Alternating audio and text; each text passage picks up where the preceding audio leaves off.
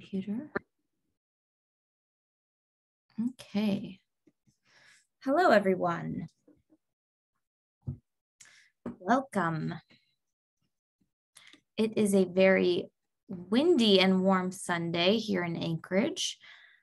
It's been like 45 degrees all weekend, so that's weird.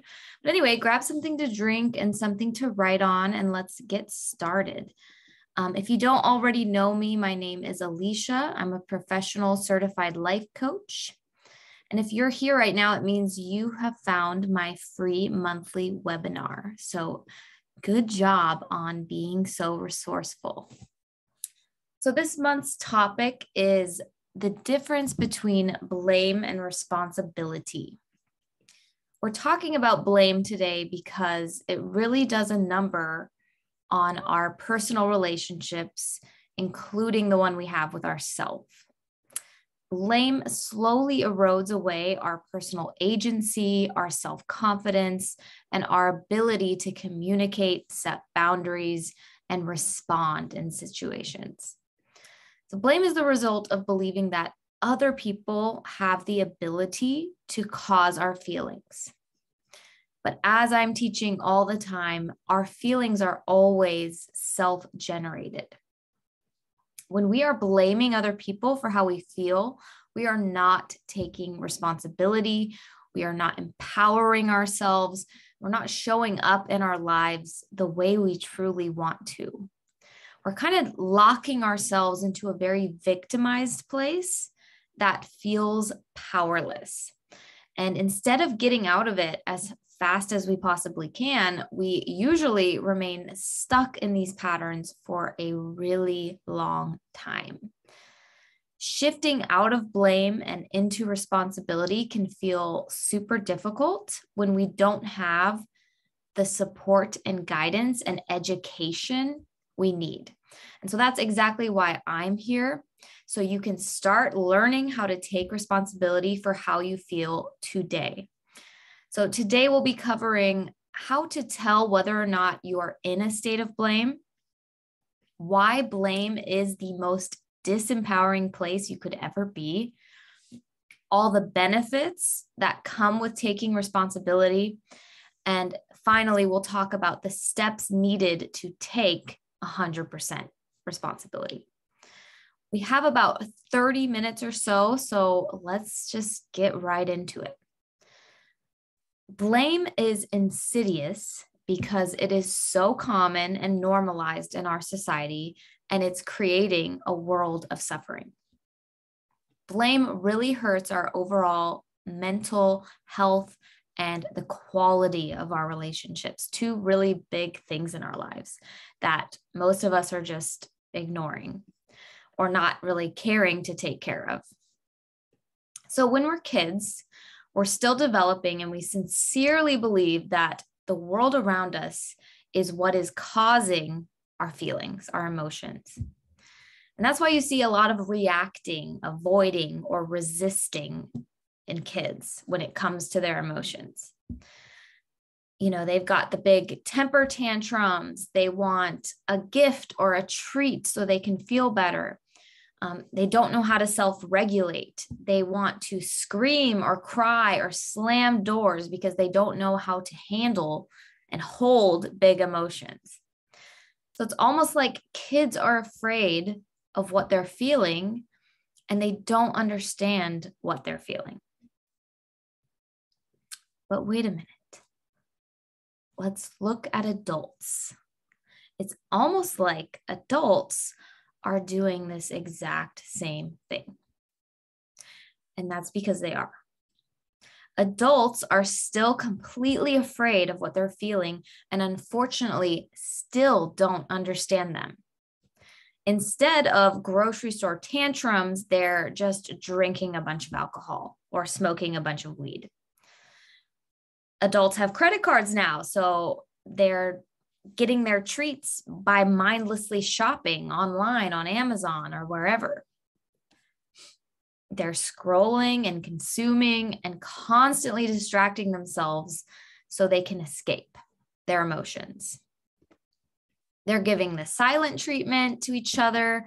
They're avoiding conflict altogether. They're manipulating, gaslighting, threatening others with ultimatums in an attempt to change other people's behaviors.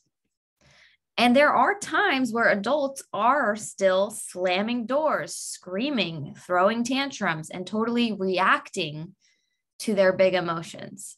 Full grown adults, full ass adults are doing this all the time.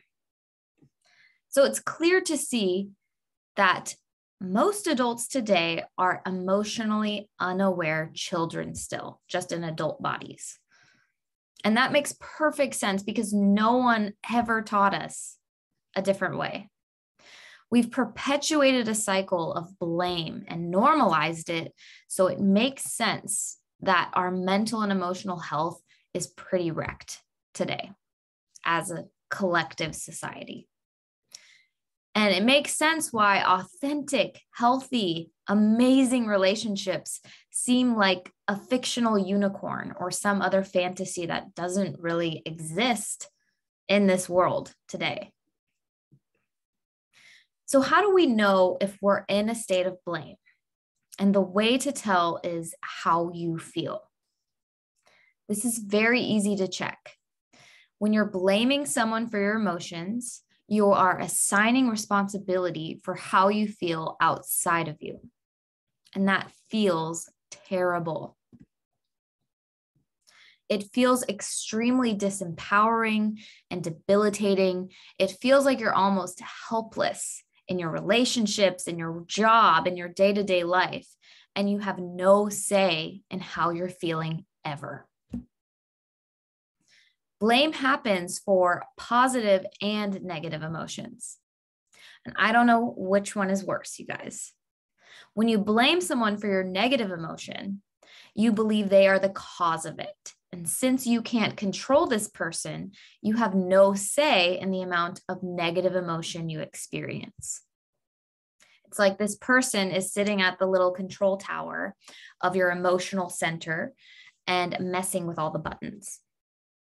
And in a sense, they kind of are, even though that's like not humanly possible, but it's like they kind of are. You're letting them sit there.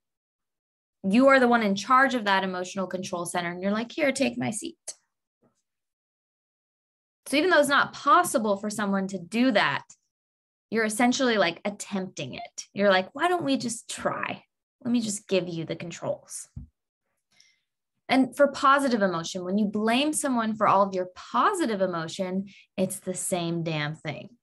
You believe they are what created all your feelings of love or joy or excitement. And so when that person eventually leaves, dies, or betrays you, you believe you can't create positive emotion anymore because they were the ones responsible for creating them. You gave them all control over your positive emotion too. So when they're poof gone, what do? You can't do anything. It's so helpless. But this is a bunch of bullshit, you guys. Having zero awareness of this unconscious pattern is what makes us feel so crazy. Like, this is it. Being in a state of emotional blame drains all of our energy. Like, we're literally pulling the plug of our finite amount of energy and just like, okay, just take it all. I didn't want to be productive today anyway. I just want to sit on the couch, feel like shit. It keeps us repeating these same scenarios, just with different faces and in different places. We're just stuck on this hamster wheel. We're just repeating everything. It gives all credit to people and places outside of us for how we've created everything in our lives. We're like, well, I didn't do any of this. All these other reasons are for why I'm right here right now. And none of them are my responsibility. But the credit is always ours. Once we're like 17, 18 years old, we become adults and we are now responsible for everything we create now. We're not responsible for like how our past went down, but once we are an adult, it is now our responsibility. We can't blame our past anymore for why we are where we are. So why do we do this? Why are we blaming each other even after we've entered into adulthood? And there's a lot of reasons. We do this because in the moment, it kind of feels good. It feels safe. It feels like the most logical explanation. Like, why would we be hurting ourselves? Of course it's your fault. I would never hurt myself. But that's exactly what we're doing. We're hurting ourselves when we blame. We get to abdicate responsibility, and then suddenly it's no longer our job to handle it anymore. It's now their job. We don't have to do any of the work. Yay. And this is the most disempowering choice we could ever make. We get all caught up in the he said, she said, justifying our actions, accusing everyone else but ourselves, attacking, defending. And it's all happening on autopilot. It's all kind of below our level of consciousness. It's a very subconscious pattern, and we learned it as kids from our emotionally stunted parents. And then we grow up to just blame them even more.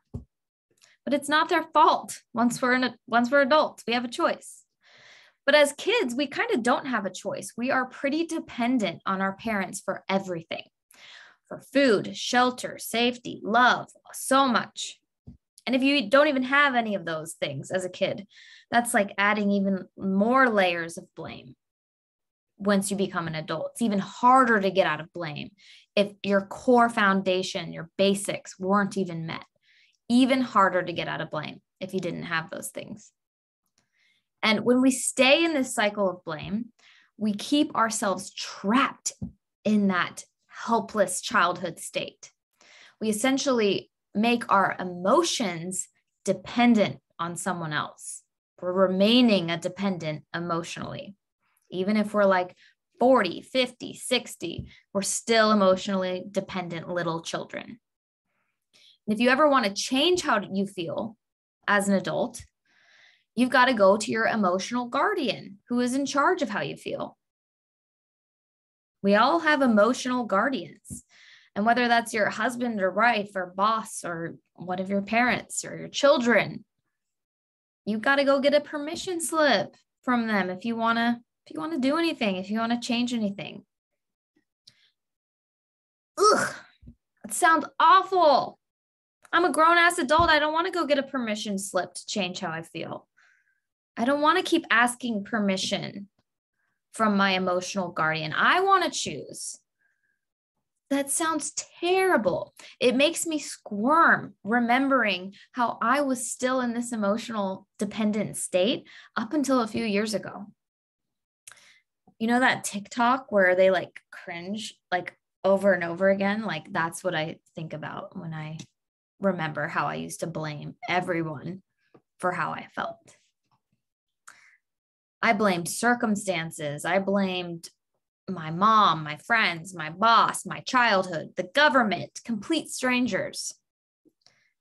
And I would rely on them to determine how I felt at all times. And if I ever didn't feel good or I didn't feel the way I wanted to feel, I went to them to change what they were doing or saying, to make them help me feel better. And it's such a helpless place to be. We have to learn how to become emotionally independent. And that means independent of all the people and things going on around us. If we want to create better relationships, if we want to feel better, if we want more rewarding lives, if we want to actually get our goals instead of just setting them and then giving up, it all starts by addressing how we manage our emotions. And most of us aren't managing our emotions. We're abdicating responsibility for them. We are blaming them on other things outside of us. And it starts by recognizing how up until now, we've been operating like this. You did this thing, and therefore you are responsible for how I feel. I teach this to my clients all the time, how In grade school, they literally perpetuate this. They say, oh, Timmy, you hurt Becky's feelings. You made her feel sad when you did this. So Timmy, go apologize for Becky and take responsibility for how she feels sad. It's so backwards. And that's what we're taught. And so of course we feel this way, but it's never the other person's responsibility. They are responsible for what they did.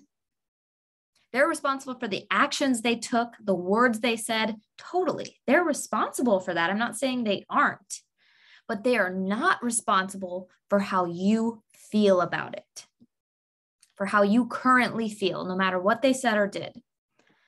You are responsible for how you feel always. So let's use a more intense example. Say someone abused you as a child or any time in your past, even as an adult. They are responsible for that abuse. They are responsible for the actions they chose to take. That is a reflection of them. That is their business. But they are not responsible for how you feel about it now. And that is amazing news. Because why would you ever want an abuser or someone who chooses to abuse to be the one in charge of how you feel?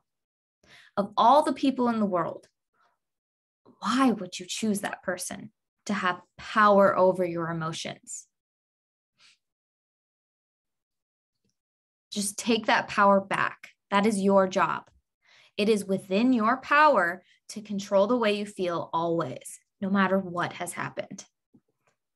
So let's talk about the benefits of taking responsibility for our feelings, and then we'll talk about exactly how to do that, and what that looks like. When we make the way we feel our job, our responsibility, things get a lot easier. Again, you can tell by the way you feel. There's no lying. Our emotions don't lie. So if you're like, I do take responsibility for how I feel, and you feel like shit, and you're not able to create what you want, and you feel stuck and you're frustrated, you're just lying to yourself. So the way you feel never lies, but we can lie about the way we feel. So just notice that. Be really careful. But anyway, once we do take responsibility, things actually feel lighter. Things actually shift emotionally. It feels more empowering. You know the difference between disempowering and empowering because what you do when you're in those different states. It fuels you with personal agency. You'll know the difference. When you have a hard time just fucking getting out of bed, you are disempowered. You have little to no personal agency. You're not able to create and move and get going because you're in that disempowered state. When you're empowered, you have agency. You're like, let's go. I can't wait to get up. I love being me. This is awesome. And just for anyone, if you feel like you're in that disempowered state and it's impossible to get to this other state, I want to share from personal experience that it's not only possible, but it happens every day for people all over the world. And I am one of those people. Went from being extremely depressed, couldn't get out of bed, had such bad anxiety, all these diagnoses that the world tried to give me as a life sentence. And I was like, fuck this. I'm going to figure out a way to not have depression the rest of my life, to not let this determine who I am or what I can do. And so please, if you are in the depths of it right now, know you don't have to stay there. And it is possible to get to this empowered state. It's so possible. So anyway, you're no longer waiting on someone else to change or apologize or finally say the right words. You're getting to work figuring out what you need to do to change, what you need to say to yourself, how you can focus on you. You're not at the mercy of anyone else because you're so preoccupied with improving your own well-being, improving your mental health. You don't even have time to worry about how other people are thinking and feeling anymore. It's like all at once, just releasing everyone of how they feel, how they show up. It's no longer your concern. It no longer phases you when someone does or doesn't do something the way you expected them to. Doesn't even phase you. In fact, you kind of get a chuckle out of it. You're like, it's amusing. Like you're not pretending you're okay with it. You're not pretending you feel okay about something that you don't actually feel okay about. You're actually showing up unfazed, emotionally unaffected by what other people do. This is mastery, y'all. This is the best place to be. It is so fun. This is like, I can't imagine existing in this world today with COVID and division and chaos and not having this emotional mastery. I feel so deeply for people who haven't developed these skills yet, but there is time yet. There's never been a better time than now to do this work. So you realize what isn't your business. And so much of it isn't your business, isn't your responsibility. And so you've shifted your focus to everything that is your responsibility. When we're taking our power back, all that matters to us is how we are choosing to think, how we can be responsible for how we feel, how we handle our own business. And that begins by just recognizing what is our business and only focusing on that, not wasting energy elsewhere. We know that we can't control what anyone else does but ourselves. And this doesn't bother us. It excites us. We become excited to start unearthing all these patterns that we've acquired in our childhood or in our conditioning. We become eager to change them and work on them and give them the time and attention they deserve. We stop trying to avoid it. We stop being afraid of all these things. We're like actually excited once we take responsibility. We're like, ooh, this is my job. I can't wait to do my job. I love my job. This is so fun to find out all these deep shadows and limiting beliefs and just like kick the crap out of them. We become willing to do what it takes to help ourselves heal and move forward. The benefit of choosing to take responsibility for every aspect of our life is ultimately the way it propels us into the future that we've always wanted. When we're in blame, we spend a lot of time feeling bad about the fact that we don't have what we really want. We don't have the relationship we want, or we have a relationship, but it's just not as good as we thought it could be. We don't have the body we want. We don't have the job or the amount of money we want. We aren't going after the experiences we want. We're sitting back on the sidelines and letting life just fucking go by and just feeling bad about it. That's blame. That's how you know if you're in blame. And since it's not our fault that none of these things are working for ourselves, we don't have anything to do about it. We're blaming. So it's not my fault I don't have the body I want. It's not my fault my relationship is so bad. Of course, it's the other person's fault. It's not my fault. So we stay put. We stay right where we are, and we never go after our dreams. It's like someone put the e-brake on our lives, and we want to run after it. We want all these things, but something is keeping us frozen. And that something is blame. We become complacent and sleepy and predictable and fucking miserable. When we realize it is our fault, or rather our responsibility for all of the things we currently have in our life, we want to get moving. Once we take that responsibility back and say, oh, this is on me. This is my job. We're no longer trying to force ourselves out of a place of pity, because pity never feels good and it never gets us motivated to get moving. It has us give up right away. We'll try and we'll give up when we're fueled by pity. Responsibility is what mobilizes us because it's a different energy. We now have the energy stores. We're not draining them. We're building them up so we can move forward even when it gets hard. We're not feeling sorry for ourselves. We're feeling so excited for our future. We're feeling so motivated and in this state of belief that I'm going to go get that. It's my time. This is my job. And I trust me. I can count on me to create this because I'm the one in charge of me. If you're not the one in charge of you, of course you don't believe. Of course you don't think it's possible. Of course you don't trust yourself. You've been abdicating responsibility your whole life. It's not a responsible person. We don't like to trust irresponsible people. It all makes sense, you guys. So how do we do this? How do we start finally taking responsibility in a way that works and in a way that will last, in a way we won't give up?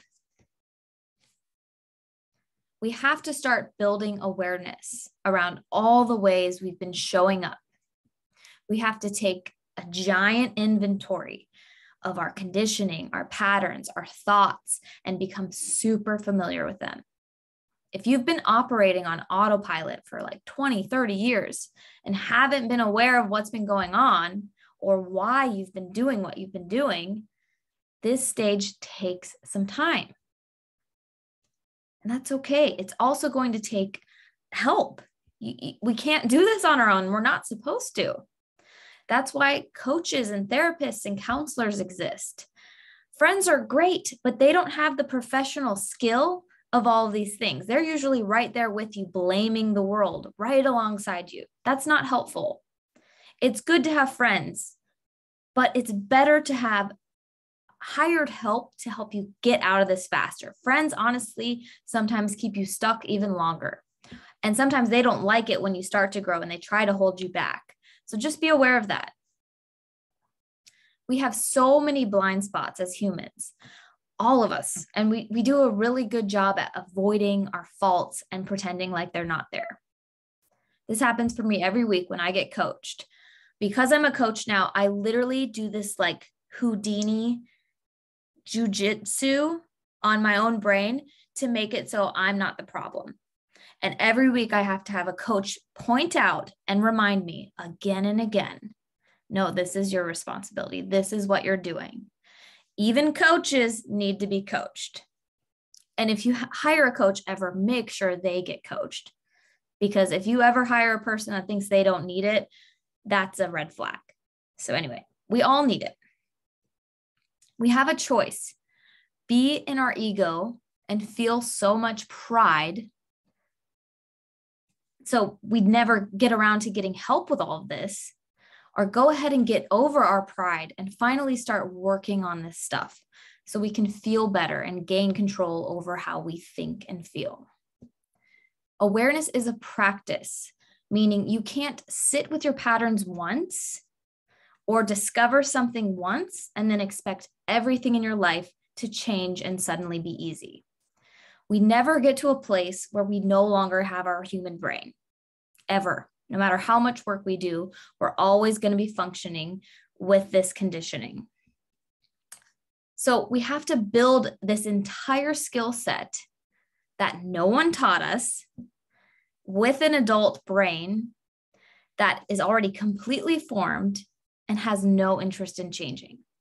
And so this is why we do give up so often, because it gets hard and our brain wants to shut it down. It's like, oh, this isn't pleasurable.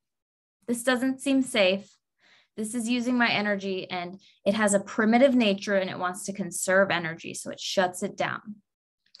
But change isn't just possible, even with all of these factors. It's inevitable when you take the time to work on this and you just stick with it. When you commit to regaining control over your life, it's finally going to work. But you have to have that commitment, and you have to have it out of a place of empowerment, not disempowerment. Commitments from disempowering places don't last. So get that help. Get to a place where you're releasing blame and taking responsibility so you can change. It's so much faster and more enjoyable when you do get that help. You also get to realize you're not alone. You aren't crazy. You aren't the only human alive that has this sucky experience of blame, of feeling stuck. So that's the first step, awareness. And awareness happens in stages. The next step is application. Once you're familiar with your patterns and you fully accepted them and you're not resisting them or trying to avoid them anymore, you get to start applying all the concepts, all the tools that coaches or therapists give you. For my clients, I use something called the model. We use this coaching model as a tool that I give to them to even use on their own to think deliberately and decide how they want to feel. It's a way to regain control over your life. It's a formula you use at any time on paper or in your mind. You just plug everything in and you get that control back. And it's a really powerful tool. Applying the model is also a practice, and it also takes time. But with practice comes mastery. And then you reach a point where deciding how you want to think and feel becomes second nature. It becomes your new automatic setting and isn't a struggle anymore. It isn't like you're climbing uphill. It's like, oh, I'm going to have this kicked in, and it's going to be a lot easier. We go through a stage of cognitive dissonance with this work, which means we have to hold in our bodies at the same time the patterns of our past and the new desired patterns we want to create. And this is another reason why people give up so easily, because they can't stand how uncomfortable it is to hold this in our body at once. Cognitive dissonance is like two opposing forces trying to be together at once. It's temporary, but people think, oh my God, this is miserable, what's happening? And they bail. And they actually choose to go back to the undesirable, the unintentional, the patterns that aren't fulfilling, that aren't creating well-being. And so they're choosing that over this temporary discomfort of cognitive dissonance. But sticking with it is what helps us get to changed behavior. So this is, when you invest in a coach, you get to learn how to process and feel your emotions, which is the most important thing we could ever learn. You get to practice the skill of allowing emotions with someone there to guide you the entire time, with someone there to help you not bail immediately, because that's what our brain wants to do. Our unwillingness and honestly, our lack of awareness and education around emotions is what holds us back. We aren't willing to feel. We aren't wanting to feel anything. We're like, nope, let's get out of here. This is awful. We don't even know what we're feeling or why we're feeling it. And we're at a place as a human race where we can either figure this out and hone in and master our emotions and evolve, or just stay here and completely self-destruct, which is kind of where we're headed. So we're at a literal turn in humanity where we either get down to the bottom of it, which is our emotions, figuring out how to master them, or we just become one with the chaos. Educating ourselves on our emotions that are attached to our personal experiences that are all very unique, that's what helps us cultivate a willingness to feel. And a willingness to feel is really like the secret of life. It really is as simple as being willing to feel any emotion. And this is what I teach my clients all the time. We aren't our feelings. We are just the ones receiving the information from our feelings. And when we are completely identified with our emotions, which most people are, they have a feeling and they think, oh, I am this anger. I am this shame. I am this pity. We have such a hard time changing and managing them in a healthy way because it's become personal. We're so attached to them. We make it mean something so serious, but we aren't our emotions. If this is something you're really wanting to master emotions and change the way you feel on purpose at any time, then please send me questions. I can give you more information. I can help you get started in the right direction of this process of awareness, application, and then mastery. It is my passion. It is something I've gotten to do in my own life. And it's an emerging field right now. Mental health is finally working for us. Like these concepts are growing rapidly. Coaching as a business is growing rapidly. There's a coach out there for you. I'm not saying I need to be your coach, but there is someone out there that can help you and is the perfect fit for you. So I can help you get started in the right direction and get you just set up with some kind of forum to take care of yourself, because you deserve that. And sometimes we forget that we are worthy of these basic human experiences just because we exist. We don't have to earn our mental health. We deserve well-being just because we exist.